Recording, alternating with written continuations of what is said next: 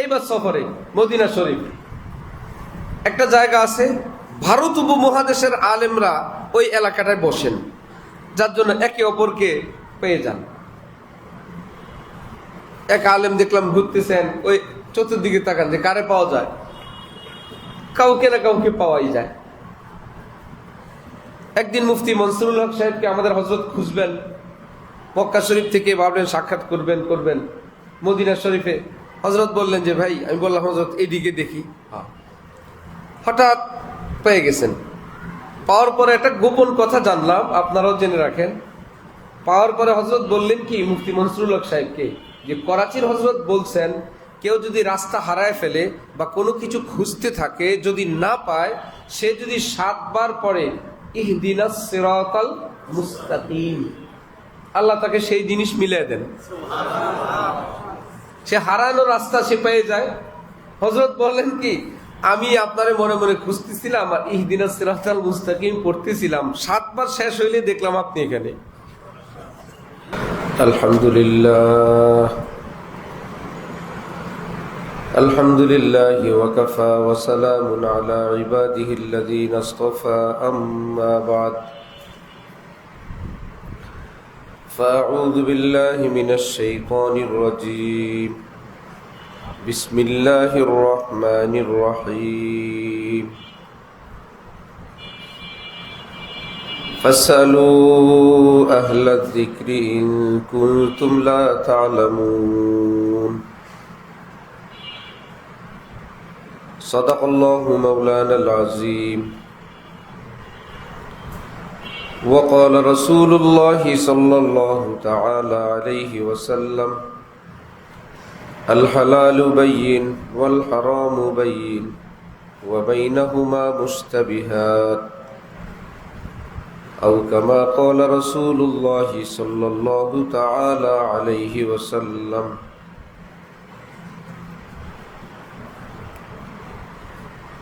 মুআজ্জাজ হাজিরিন, আমি আল্লাহ পাক রব্বুল আলামিনের পবিত্র কালামের এক অংশ বিশেষ তেলাওয়াত করলাম এবং হযরত রাসূল করিম সাল্লাল্লাহু আলাইহি ওয়াসাল্লামের একখানা হাদিস শরীফ পাঠ করলাম। আল্লাহ পাক কোরআন শরীফ এবং হাদিস শরীফের কামিল হেদায়েত আমাদের সকলকে দান করেন। দ্বীনের সহি বুঝ আমাদের সকলকে নসিব ফরমান। আমাদের জীবনের সমস্ত গুনাহ আল্লাহ পাক নিজ দয়ায় ক্ষমা করে দেন। আমাদের মা বাবা, আপনজন, প্রিয়জন সকলকে, সকল মুসলমানকে মাফ করে দেন।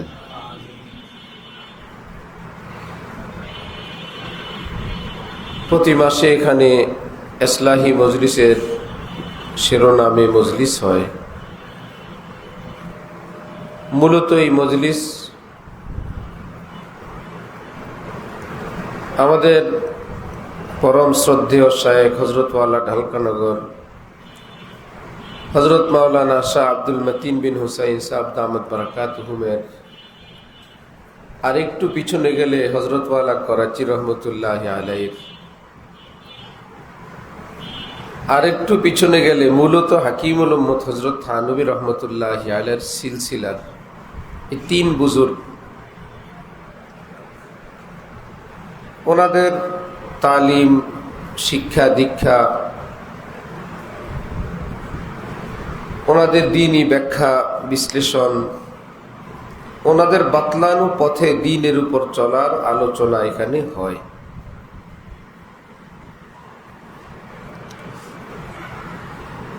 এক ব্যক্তি আমাদের হযরত ওয়ালাকে জিজ্ঞাসা করলেন, আপনার বয়ানে করাচির হযরত আর হযরত থানবীর কথা বেশি শুনি, অন্যান্য তো আলেম ওলামা বুজুর্গ আরো আছেন, ওনাদের কথা তো এই পরিমাণ শুনি না।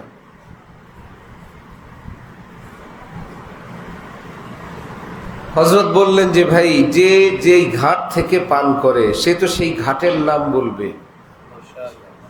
ঘাট তো আছে আরো পৃথিবীতে, কিন্তু সে যেই ঘাট থেকে নিচে সেই ঘাটের নাম কি সে বলবে না? যে যেই মায়ের দুধ পান করলো সে কি তার মায়ের কথা বলবে না? যে আমি জন্মের পরে মায়ের দুধ, সে পরেও মায়ের দুধ, 6 মাসও মায়ের দুধ, 9 মাসও মায়ের দুধ।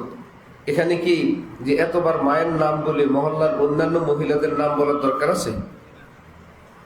ভাই আমি পান করছি আমার মায়ের দুধ, নাম বলবো আমার মায়ের কথা? কেউ যদি আরেক মায়ের দুধ পান করো, তুমি তোমার মায়ের কথা বলো? আমি পড়ছি আমার এক ওস্তাদের কাছে, আমি তো ওস্তাদের কথাই বলবো। তুমি যদি আরেক ওস্তাদের কাছে পড়ো, তুমি তোমার ওস্তাদের কথা বলো। এখানে কোনো গ্রুপিং নাই, এখানে কাউকে ছোট করা বড় করার কোনো ব্যাপার নাই। কিন্তু ভাগ্যক্রমে কারো মা যদি রাবেয়া বসরিয়া হয়ে যান, ভাগ্যক্রমে কারো মা যদি হযরত খাদিজা হয়ে যান, সব সন্তানের কাছেই তার মা মা। কিন্তু খাদিজা রাদিয়াল্লাহু তাআলা আনহা শুধু মা না, তিনি একজন শ্রেষ্ঠ নারী। সকলের কাছে সকলের উস্তাদ, সকলের পীর মাশায়েখ যারা অত্যন্ত শ্রদ্ধার পাত্র, অন্য কেউ তাকে ছোটখাটো করার চেষ্টা করা এটা অন্যায়। তার কাছে তিনিই সেরা। কিন্তু হাকিমুল উম্মত তো হাকিমুল উম্মত। হযরত থানবী তো হযরত থানবী, হযরত ওয়ালা করাচি তো হযরত ওয়ালা করাচি।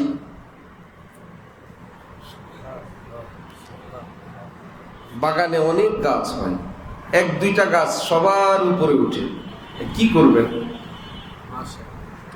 পৃথিবীতে পাহাড় অনেক আছে, হিমালয় একটাই আছে।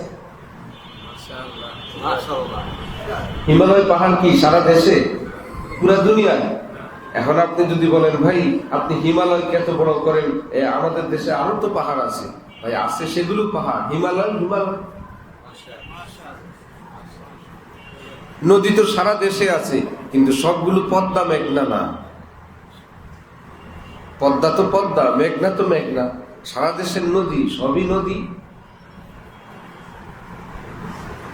আউলিয়া কেরাম অনেক আছেন যারা হক, সব আউলিয়া, সব সহি, সব শুদ্ধ। কিন্তু হযরত থানবী তো হযরত থানবী, হযরত ওয়ালা করাচি তো হযরত ওয়ালা করাচি। আমাদের শায়েখ হযরত মাওলানা শাহ আব্দুল মতিন সাহেব দামাত বারাকাতুহুম কত বড় মানুষ হলে গতকাল পুরা পৃথিবীর সবচেয়ে বড় আলেম শাইখুল ইসলাম আল্লামা তকি উসমানী সাহেব দামাত বারাকাতুহুম সকালে বিকালে মিলায় 3 বার ফোন দিয়েছেন। হযরত আল্লাহ রুটিনের সঙ্গে মিলে নাই। হযরত ঘুমায় ছিলেন, সকালে ধরতে পারেন নাই। পরে আবার হযরত যখন কল দিছেন, ওনার রুটিনে মিলেন নাই। তারপরে হযরত তকি উসমানী সাহেব 3 বার ফোন দিয়ে যখন পান নাই, তখন ভয়েস পাঠাইছেন যে আমি শুনলাম আপনি অসুস্থ, আপনার শরীরটা কেমন সেটা জানার জন্য আমি আপনাকে বারবার ফোন দিচ্ছি।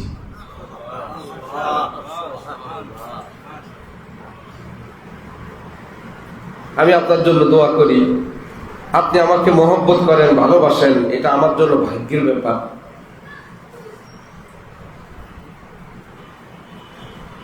এটা কি আর সবাইকে এরকম ফোন দিয়ে খবর নিবে? সারা দুনিয়ায় আলেম তো অনেক আছেন, সব কি শাইখুল ইসলাম তকি উসমানী হয়?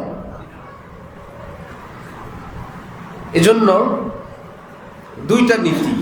একটা হলো সকলের মা বাবা সকলের কাছে শ্রেষ্ঠ, সেখানে কেউ ডিস্টার্ব করবে না।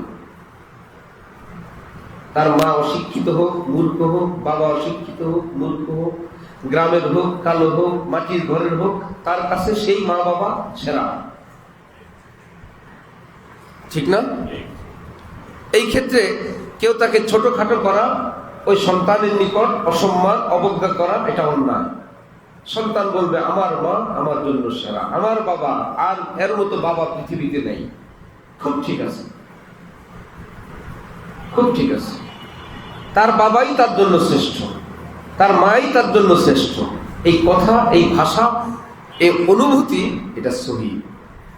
কিন্তু পাশাপাশি আবার আমাদের সকল বাবাদেরকে যখন আমরা এক জায়গায় জমা করব, ইনসাফের সঙ্গে এটাও খেয়াল করতে হবে যে হ্যাঁ, আমার জন্য তো আমার বাবা, কিন্তু সামগ্রিকভাবে এই ব্যক্তি যার বাবাই হোক, তিনি জ্ঞান গরিমায়, শিক্ষা দীক্ষায়, বয়ানে, তাকওয়া, তাহারাতে, পরহেজগারিতে অনেক বড় মানুষ। এটা বিশ্বাস করতে হবে না? এত সত্ত্বেও আমার বাবা, কিন্তু বড় তিনি, শ্রদ্ধার পাত্র তিনি। ঠিক আল্লাহ পাক আমাদের শায়েখ হযরত মাওলানা শাহ আব্দুল মতিন সাহেব দামাত বারাকাতুহু, যার ব্যাপারে নিজের শায়েখ হযরত ওয়ালা করাচি নিজের পেডে লিখছেন, স্বপ্ন তো পিছনের গল্প, যে আমি আমার মুরিদ খলিফা বাংলাদেশের আলেম মাওলানা আব্দুল মতিনকে হাকিমুল উম্মত মুজাদ্দিদে মিল্লাত মাওলানা আশরাফ আলী থানভী কুরসির উপরে আমি বসায় দিলাম। নিজের শায়েখ যদি এরকম বলেন, এবং এক পর্যায়ে হযরত ওয়ালা করাচি আমাদের হযরতকে একবার বলে বসছেন, मैंने मुझको नहीं पहचाना, मौलाना अब्दुल मतीन ने मुझे पहचाना। করাচি হযরত বলতেছিলেন, আমি আমাকে চিনি নাই, মৌলানা আব্দুল মতিন আমাকে চিনছে। এরকম মানুষ কি ঘুরি ঘুরি কাছে?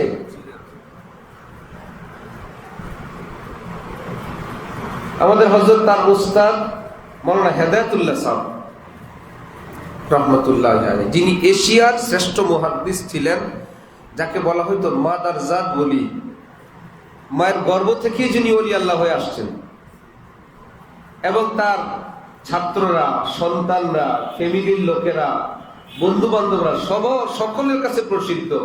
কবিরা তো না, ওনার জীবনে একটা সগীরা গুনাহ হয়নি। শুনছেন খবর? কবিরা তো না, মুহাদ্দিস সাহেবের জীবনে একটা সগীরা গুনাহ নাই। ফেরেশতারা চিৎকার করতে থাকে, ফেরেশতা না হয়ে যদি এরকম একটা মানুষ হইতে পারতাম। দাম বেশি কার? ফেরেশতার না মানুষের? যদি সেরকম মানুষ, এরাই হলো সেরকম মানুষ। হযরত ওয়ালা তার এই উস্তাদকে দেখার জন্য হযরত যখন ময়মনসিংহ পড়াশোনার শেষে শিক্ষকরা হযরতকে হাদিস শরীফ পড়ানোর জন্য ময়মনসিংহ পাঠাইছেন। হযরত বলেন, ময়মনসিংহ থেকে ট্রেনে কমলাপুর, কমলাপুর থেকে রিক্সা নিয়ে যাত্রাবাড়িতে এসে দেখলাম আমার উস্তাদ হযরত মাওলানা হেদায়েতুল্লাহ সাহেব শুয়ে পড়ছেন। আমার আবার সময় নেই, দরজার ফাঁকা দিয়া একটা নজর একটু দেখছি, দেখে আবার দৌড় দিয়ে কমলাপুর, আবার রেলে উঠে আবার ময়মনসিংহ।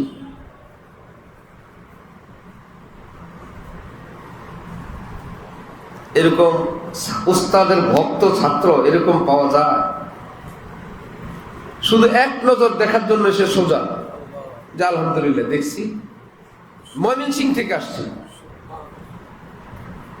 সবাই কেবল শেষের অবস্থা দেখে এত বড় বিশ্বাস কেমনি হইল ভাই, পাজেরু গাড়ি আসলো কোত্থেকে রে ভাই, এত মুরিদ, এত ভক্ত, এত নাজ নেয়ামত, পিছনে কি গল্প? হযরত ওয়ালা করাচি যখন আসতেন এই দেশে, উনি ওনার পরিবার থেকে ছুটি নিয়ে নিতেন। আমার আর পাইবা নাই, দিন নাই রাত নাই, 24 ঘন্টা। আমরা তো দেখছি ব্যাগ একটা কান্দে নিয়ে, ডাইরির ব্যাগ কান্দে, ব্যাগ একটা কান্দে আছে। করাচির হযরত যেখানে আছেন সেখানে আছেন।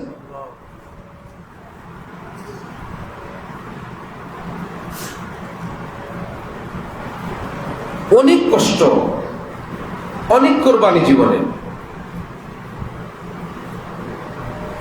কিছু লোক যা উপার্জন করে তাই খায়, কিছু লোক কিছু ইনভেস্ট করে, একটু জায়গা রাখে, একটু সহি শুদ্ধ জায়গা একটু কিছু করে রাখে।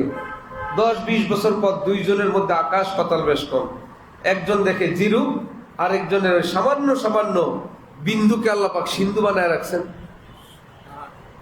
আল্লাহ পাক সেটাকে বড় বানায় রাখছেন। এখন চিৎকার করলে তো হবে না, সময় মতন করো নাই, এখন চিৎকার করলে তো হবে না। ওনার জীবনের ক্ষুদ্রতি ভাবে ইনভেস্ট, এত বড় বড়, যেমন উস্তাদ পাইছেন সেরা সেরা, ক্লাসের সেরা ছাত্র যিনি 1 নাম্বার, সেই ছাত্র যদি বলে এই জামাতের পড়াটা আমার পছন্দ হয় নাই, এই ক্লাসটা আমার আবার পড়া দরকার, নিচের ছাত্র যারা তারা উপরের ক্লাসে উঠে গেছে, সবাই উপরের ক্লাসে উঠে গেছে, পাস করছে। যে 1 নাম্বার সে কি শুধু পাস করছে না বেশি নাম্বার পাইছে? সে বেশি নাম্বার পাওয়া হযরত বলেন আমার পড়াটা আমার কাছে পছন্দ হয়নি, যে এই জামাতের পড়াটা যদিও আমি 1 নাম্বার, কিন্তু আমার মনোভূত হয় নাই, এই ক্লাসের পড়াটা আমি আবার পড়ব আরেক বছর। আবার পড়লেন আরেক বছর। যার পড়ালেখার তৃষ্ণা দেখে, আগ্রহ দেখে উস্তাদরা, বরিশাল বিভাগের শ্রেষ্ঠ মাদ্রাসা জামিয়া মাহমুদিয়া বরিশাল,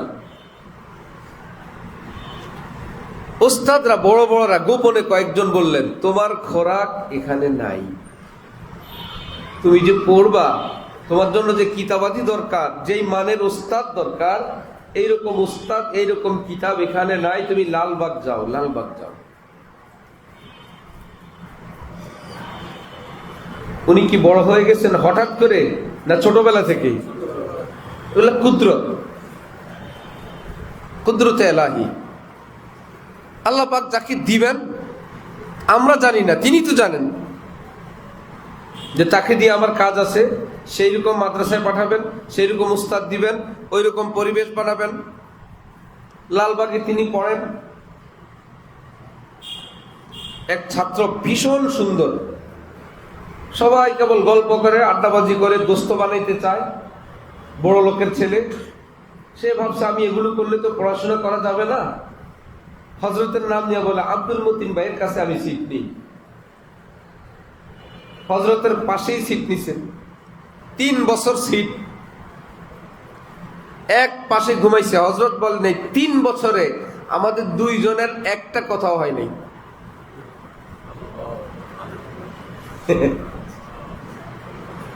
সে তার মতো, আমি আমার মতো।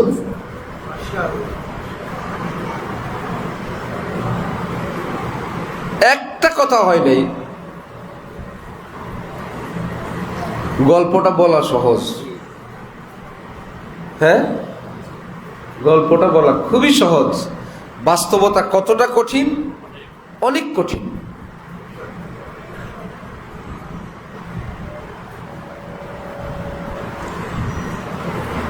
যেই ছাত্রকে উস্তাদ পড়াইছেন কাফিয়া, কওমি জগতের একটা কঠিন কিতাব, 7-8 স্তরের, সেই কাফিয়ার উস্তাদ হাটহাজারীর হাফেজ কাসেম সাহেব রহমতুল্লাহ আলাইহির সাথী, হাটহাজারীর নাম করা আলেম, ছাত্র জমানার, কখনো 1 নম্বর উনি, কখনো 1 নম্বর উনি, বড় আলেম, এখনো জীবিত। সেই ওস্তাদ এসে নিজের ওই ছাত্র যাকে কাফিয়া পড়াইছেন নিজের রুমে রেখে সেই ছাত্রের কাছে বায়াত হওয়া, মুরিদ হওয়া। বুড়া ওস্তাদ নিজের ছাত্রের কাছে আসতে মুরিদ হইতে। সব গল্পের পর যখন হযরত মুরিদ করবেন না, ভাগাইয়াই দিবেন। ওস্তাদ বলে কি, বাবা যদি স্বর্ণ কিনবে, বাজারে অনেক স্বর্ণের দোকান আছে, নিজের ছেলেরও একটা দোকান আছে, বাবা কি অন্যের দোকান থেকে কিনবে না নিজের ছেলের দোকান থেকে? আপনি আমাকে বলেন, অন্য পীর বুজুর্গদের কাছে যাইতে, অন্য আল্লাহ ওয়ালাদের কাছে যাইতে, যারা আল্লাহর মোহাব্বত বিতরণ করে, আপনিও তো বিতরণ করেন। আমার আল্লাহর মোহাব্বত দরকার, আমি আরেক দোকান থেকে নিব, আমি আমার ছেলের দোকান থেকে নিব। আপনি আমাকে মাহরুম করবেন না। রাত গভীরে হযরত মুরিদ করলেন। মুরিদ করার পর এবার ওস্তাদ যদি মুরিদ হইছি সদায় নেওয়ার জন্য, আল্লাহর মোহাব্বত নেওয়ার জন্য, আমি তো ওস্তাদই। যে ওস্তাদ হয় না, সারা জীবন কেন জানি ছাত্রের প্রতি তার একটা আবদার, একটা দাবি থাকে। ছাত্র যত বড়ই হোক, তারে আপনি বলতে আমি পারি না, আমার অনেক কষ্ট হয়। তুমি যে একটা ভাব আসে, সেই তুমি এটা চাই না।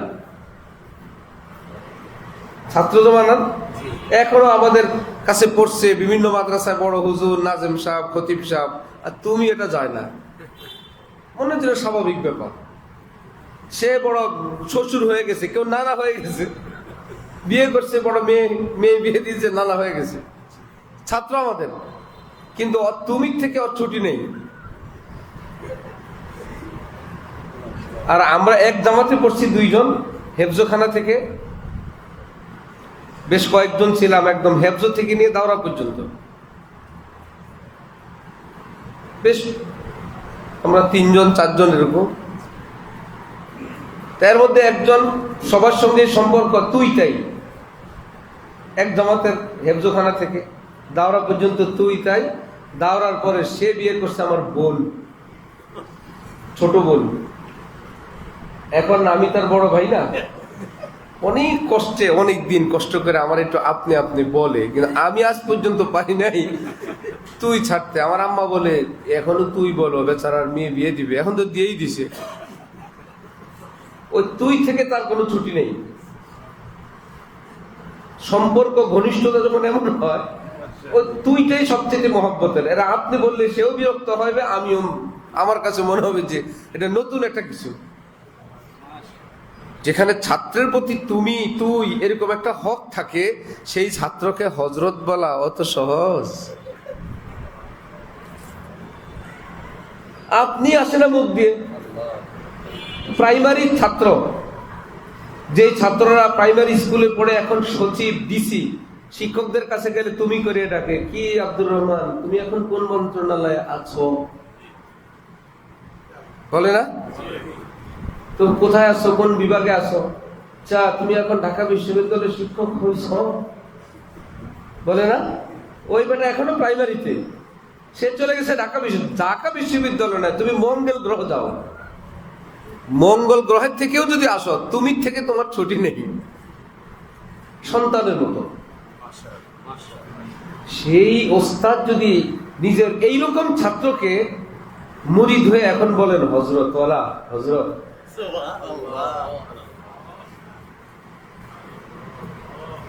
আজ মোহাব্বত শাহ বান্দা বিশাওয়াত। মোহাব্বতে যখন কেউ পড়ে, বাদশাহ গোলাম হয়ে যায়। আজ মোহাব্বত শের মোশে মিশাওয়াত, মোহাব্বতে সিংহ ইঁদুর হয়ে যায়, ছোট্ট হয়ে যায়, কেউ বড় থাকে না। সন্তানের সামনে মা বাবা যার যত পাওয়ার আছে, ছোট ছোট বাবুদের সামনে কোনো বেল আছে? কোনো বেল নেই। আমাদের এক আত্মীয় ছোট্ট এক বাবু, আমার বাচ্চাদের খালাতো ভাই, পিচ্ছি, 3-3.5 বছর বা 4 বছর। তো নানা নানির কাছে থাকে, ভীষণ আদর করে, বালতি নিয়ে দুষ্টামি করে। তো নানি বলছে ভাঙবে, বালতিটা ভাঙবে, এর মধ্যে মাথা থেকে পড়ে বালতিটা ভাঙছে। নানি বলছে ইন্না লিল্লাহ। 4 বছর ওই পিচ্ছি নানি কি বলে, চুপ, কারো কাছে বলবি না, আমি টাকা দিয়ে দিব।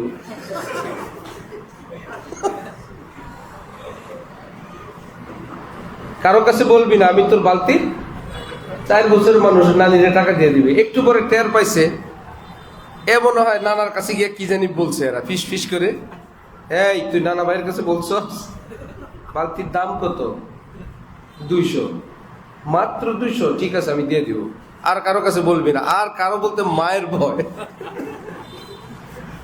কিন্তু এই যে নানিরে তুই বলে, নানারে তুই বলে, এটা কি বেয়াদবি করে না আদরের চুটি?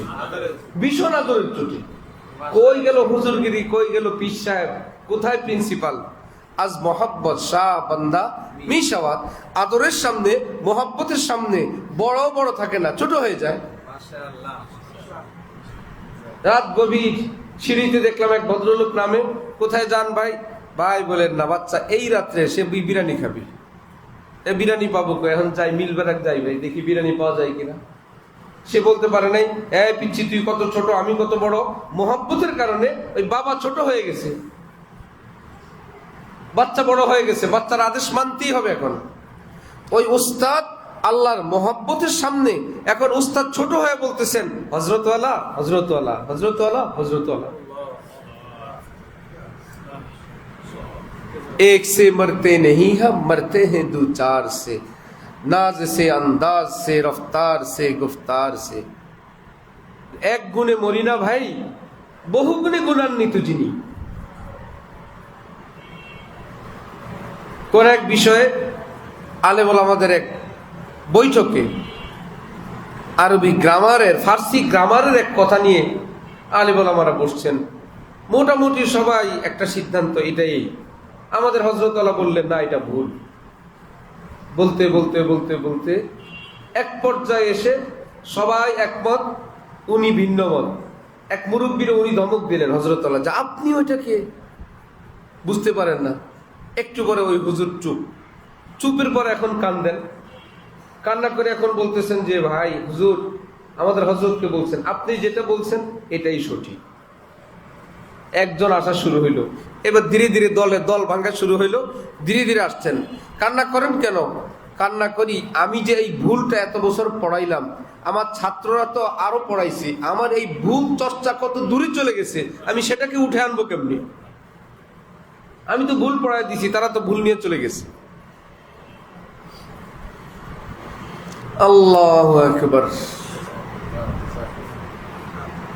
তাহলে সকল আলেম, সকল হক্কানি পীর বুজুর্গরা, হক্কানি পীর সকলেই শ্রদ্ধার পাত্র, মনে থাকবে ইনশাআল্লাহ। কিন্তু আল্লাহ পাক কাউকে যদি শ্রেষ্ঠ আলিম দিয়ে দেন, তাকে পাইকারি এরকম মনে না করা যে ভাই আলেম আলেম আলেম আলেম, সব পাহাড়ি পাহাড় না। হিমালয়কে আপনার বড় ভাবতে হবে, আপনি পদ্মাকে গভীর ভাবতে হবে, আপনি আটলান্টিক মহাসাগরকে বিশাল বড় ভাবতে হবে। সাগরে সাগরে আপনার নাম দিলে হবে না। আল্লাহ পাক আমাদের দেশে দিচ্ছেন এত বড় নেয়ামত। পুরা পৃথিবীতে হযরতওয়ালা করাচির বিশেষ নজর ছিল বাংলাদেশের উপর, এবং বলতেন বাংলাদেশি আহবাবরা বেশি মহব্বত করে, তারা বেশি মহব্বতওয়ালা মানুষ, যার জন্য হযরতওয়ালার দৃষ্টিও ছিল বাংলাদেশের উপরে। একবার ধূপখোলায় হযরত আসছেন, করাচি হযরত। এই উপলক্ষে হযরতের খোলাফায়ে কেরাম, দেশ বিদেশের অনেক বুজুর্গরা আসছেন। আমাদের হযরত তো আসেনি, তা আমি আমার শায়েখ আমাদের হযরতওয়ালাকে একটা চিঠি লিখলাম যে এত আল্লাহওয়ালা বুজুর্গানি দিন এখানে, এত কিছুর মধ্যে আপনাকে আমার সবচেয়ে বেশি ভালো লাগে, বেশি মহব্বত লাগে। উর্দুতে লেখা ওই চিঠি। হযরতওয়ালা এই চিঠি নিয়ে দৌড়ে চলে গেছেন করাচি হযরতের খাদেম আওলাদে রসুল সৈয়দ ইশরত জামিল মীর সাহেবের কাছে, যে ভাই দেখেন কি চিঠি লিখছে আমার এক দোস্ত।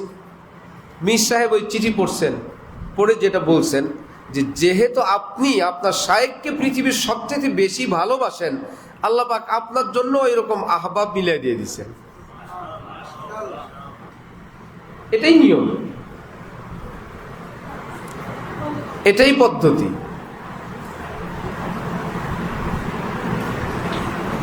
অনেককে এরকম পেরেশান হইতে শুনি যে ভাই ওনার সঙ্গে তো লোক চলে কেন, হলে তো ঠিক না।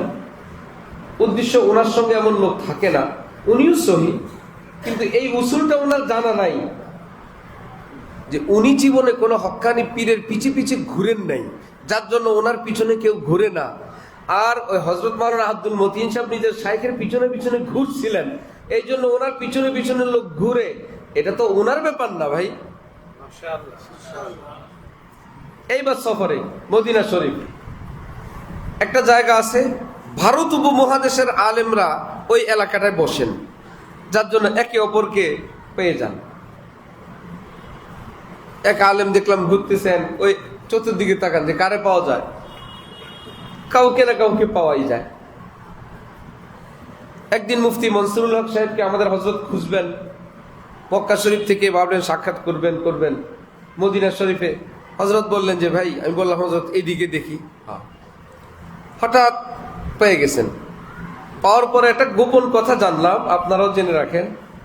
পাওয়ার পরে হযরত বললেন কি মুফতি মনসুরুল হক সাহেবকে, যে করাচির হযরত বলছেন কেউ যদি রাস্তা হারায় ফেলে বা কোনো কিছু খুঁজতে থাকে, যদি না পায়, সে যদি 7 বার পড়ে ইহদিনাস সিরাতাল মুস্তাকিম, আল্লাহ তাকে সেই জিনিস মিলিয়ে দেন,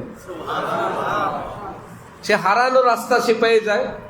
হযরত বললেন কি, আমি আপনারে মনে মনে খুঁজতেছিলাম আর ইহদিনাস সিরাতাল মুস্তাকিম পড়তেছিলাম, 7 বার শেষ হইলে দেখলাম আপনি এখানে। মনে থাকবে ইনশাল্লাহ। আচ্ছা, হযরত আমাদের হযরত বললেন যে ভাই ওখানে গেলে লোকজন ভিড় হয়ে যায়, মুসাফা করতে আসে বাংলাদেশ, ভারত, পাকিস্তানের লোকেরা, অনেক একটা আবদার নিয়ে বিদেশের বাড়িতে আমাদের হুজুর পরিচিত, এত করে ওই দেশের এরকম মজমা বানানো নিষেধ, একটা পেরেশানি, বা নীরবে একটু দোয়া দুরুদ জিকির করবে, দুরুদ পড়বে, এতেও ডিস্টার্ব। হযরত আল্লাহ বললেন কি, আজকে আমরা অমুক এক জায়গায়, একটা আনকমন একটা জায়গায় গিয়ে বসি। আমাকে বললেন এই দিক বসো, এখানে কেউ নেই, বাঙালিরা পাকিস্তানিরা সব ওই দিকে, আমরা এখানে। একটু পরে দেখি গোল হয়ে থেকে এসে ঘুরে গেছে সব। এটা ঠেকাবেন কিভাবে? এটা কি উনি চাইছিলেন যে আমার কাছে লোকেরা আসুক? কাসেম নানুতুবি চাইছিলেন পৃথিবীর কেউ আমাকে না চিনুক, যার জন্য লুঙ্গি একটা পরতেন, একটা গায়ে দিতেন,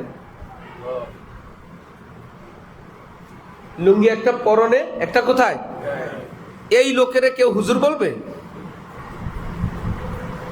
হুজুর তো হুজুরের মতন, লুঙ্গি গায়ে লোক আবার কিসের হুজুর? কুলিমুলি হবে। নিজেকে এতটা ঢাকতে চাইছেন, গোপন রাখতে চাইছেন, আমার যেন কেউ না চিনে। কিন্তু কাসেম নানুতুবি কি গোপন রয়েছেন না? দুনিয়া ছড়ায় গেছে। উনি চাইছিলেন গোপন হইতে। শামসুদ্দিন তাবরিজি চাউলের আড়তে গিয়া চাউলের বস্তার উপর বসে রয়েছেন, কেউ যাতে না বুঝতে পারে। চাউলের বস্তার উপরে কোনো পিসাব বুজুর্গ থাকে? জালালউদ্দিন রুমি খুঁজতে বের হয়েছে, আমার শামসুদ্দিন তাবরিজি কই? তখনও দুইজনের খাতির এবং পদ পরিচয় হয় নাই।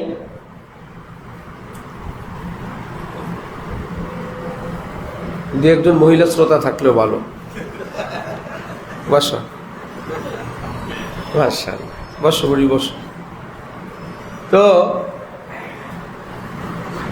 শামসুদ্দিন তাবরিজিকে খুঁজতে খুঁজতে গিয়ে পাইলেন চাউলের মন্ডিতে, চাউলের বাজারে।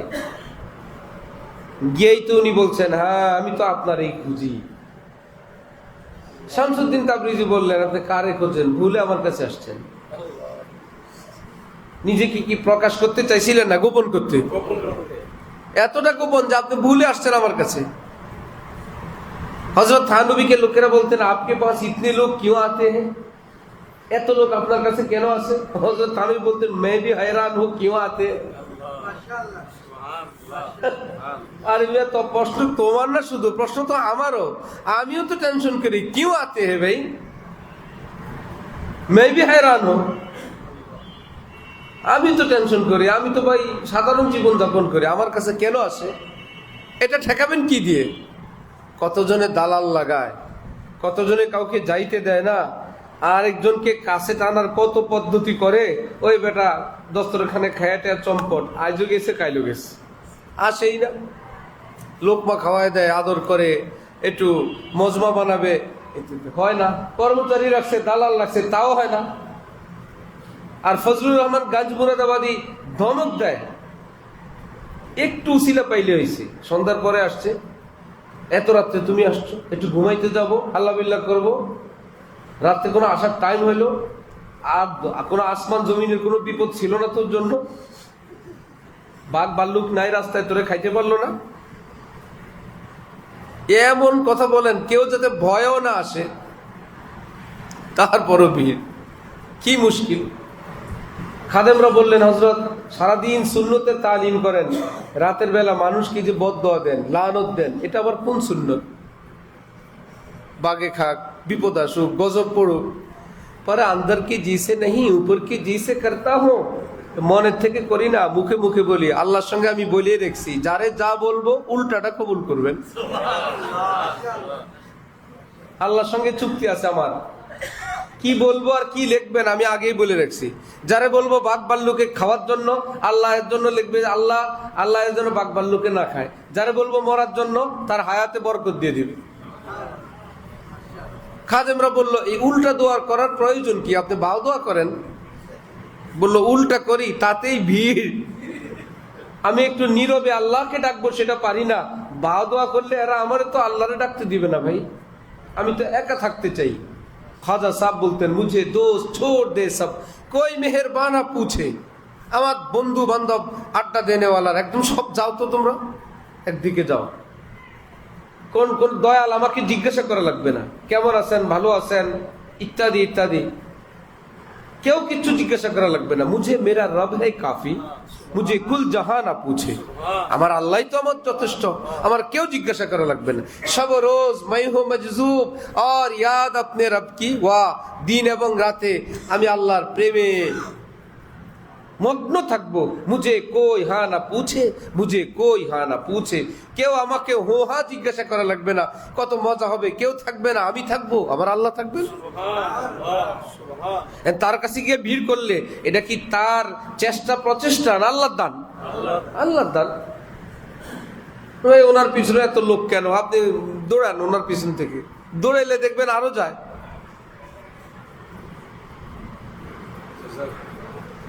আল্লাহু আকবার। তিন বুজুর্গের আলোচনা দিয়েই তো আজকে আমাদের মজলিস না? হাকিমুল উম্মত হযরত থানবী, উনি চাইতেন ভারতের একটা অংশ ভেঙ্গে পাকিস্তান হোক। অন্যান্য বুজুর্গদের বিশাল জমাত, হক্কানি সহি বুজুর্গ, ওনারা চাইতেন ভারতটা না ভাঙুক। আলেমদের রাজনৈতিক সিদ্ধান্ত, এটা তো কোরআন হাদিসের কোনো ব্যাপার না, আলেমদের রাজনৈতিক চয়েস। হযরত থানবী চাইতেন মুসলমানদের জন্য একটা আলাদা রাষ্ট্র হোক, স্বাধীনভাবে আমরা আল্লাহ বিল্লাহ করব। অনেকে বলতেন না, আমরা বড় দেশের অংশ থাকি, আমরা আলাদা হব না। দুই গ্রুপের মধ্যে কি একটা বিরোধ, ইখতিলাফ চরম। এর মধ্যে হযরত থানবীর বিরোধী জোট, সেই জোটের লিডারদের একজনকে কেউ জিজ্ঞাসা করলো যে আপনাদের বিরোধী গ্রুপের লিডার মাওলানা আশরাফ আলী থানবী নাকি মুজাদ্দিদ, নবীর পরে নবী আসবে না, কিয়ামত পর্যন্ত 100 বছরে একজন করে মুজাদ্দিদ আসবেন, সে 100 বছরের একজন নাকি মাওলানা আশরাফ আলী থানবী, আপনারা যার বিরুদ্ধে আছেন উনি নাকি মুজাদ্দিদ। সেই বুজুর্গ হযরত মাদানী, হযরত খলিল আহমদ সাহারানপুরি, दोनों कौल काছাকাছি, বললেন इसमें क्या शक है, हजरत इस जमाने के मुजद्दिद है। এতে তো কোনো সন্দেহ নাই, তিনি এই 100 বছরের মুজাদ্দিদ আশরাফ আলী থানবী। আমরা তো একটা রাজনৈতিক বিষয় নিয়ে ওনার সঙ্গে বিরোধিতা করি, দ্বীনি বিষয় তো তিনি আমাদের মুরব্বী।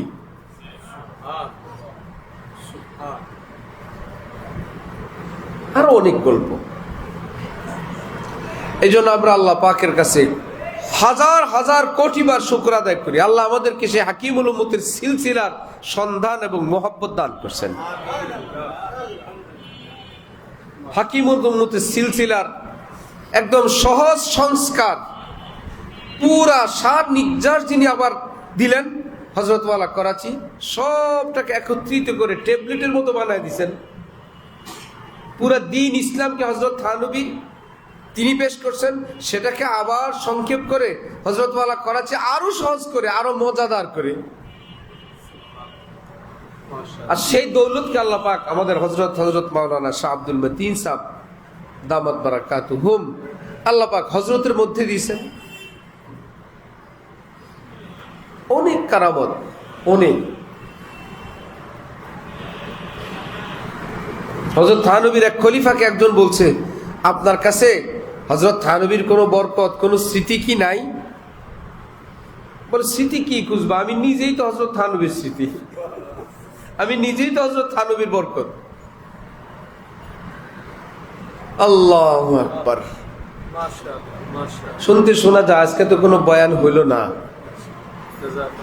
কেমন? কিন্তু যদি বিবেচনা করি